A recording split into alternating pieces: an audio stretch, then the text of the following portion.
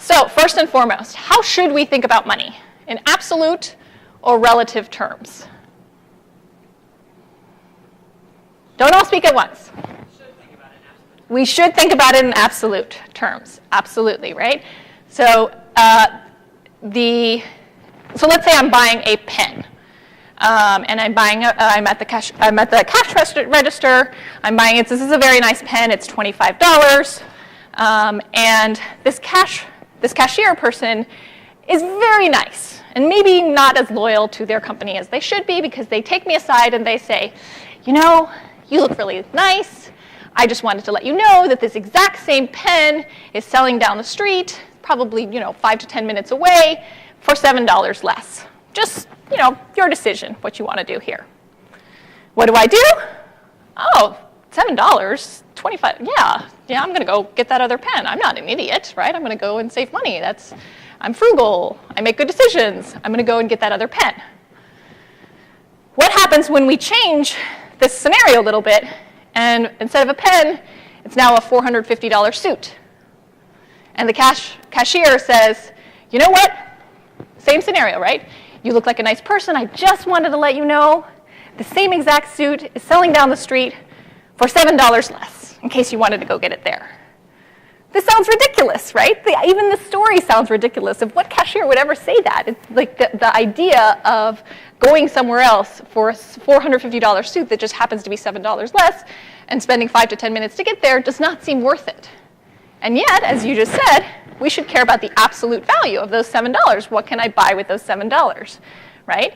Or let's say it's a home repair that you're working on.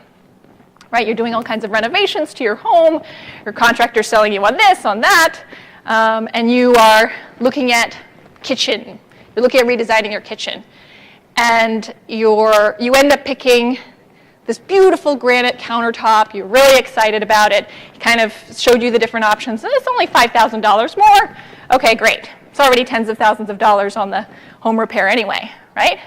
So you end up picking this granite countertop. You're very happy with yourself. Later that day, you were running errands, you go grocery shopping, and you you're kind of in the mood for tomatoes, and you look at the tomatoes and you're like, $2.75?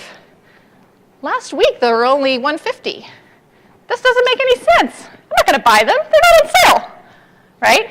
And yet earlier today, like that, you made a $5,000 decision, like nothing, and now this idea, this very small amount, you choose not to make that purchase. So this is sort of our flawed thinking when it comes to money and judging things relatively. And there's lots of examples of this. I'll read this out for those of you who are in the back.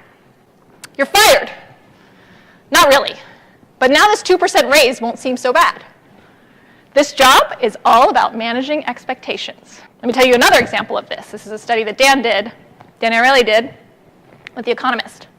Anyone familiar with this one? This is a pretty famous one. This is two subscriptions that The Economist, two options that they gave.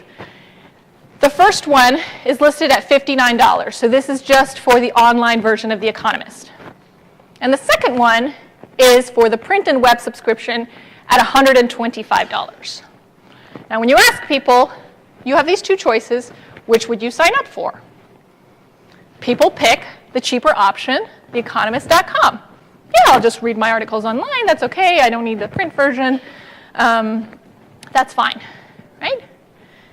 Now, what happens if we add a third option in here? So theeconomist.com, the online version is at $59. The print subscription is at $125. And the print and web subscription is also at $125. What just happened? How do people distribute themselves now? People all of a sudden shift their preference to the print and web subscription, right? Because of this guy in the middle, the print subscription at $125. What this does, this idea of, oh, the print subscription is worth $125, it makes it seem like the print and web at $125 is a great deal. You're relativizing the value. This, by the way, is called a decoy, because no one actually is going to pick this one. It's not a real choice. But it serves to create value, a sense of value for the other one.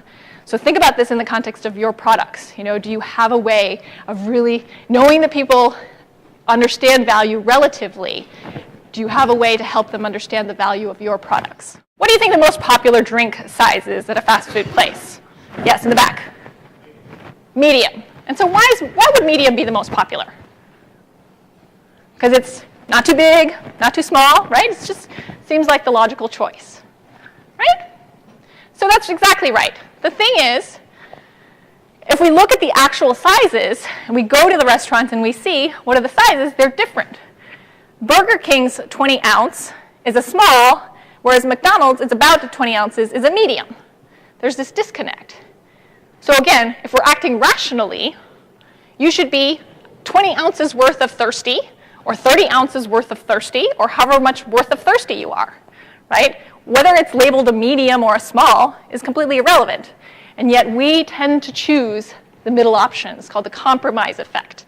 We feel comfortable with it. The relative options on the other side kind of lean us towards the middle. And so this is a key principle of how people make decisions, right? And how they understand value. And what I'm challenging you to do here is think of, are there ways that you can use this principle of relativity to understand the value of your products and services better?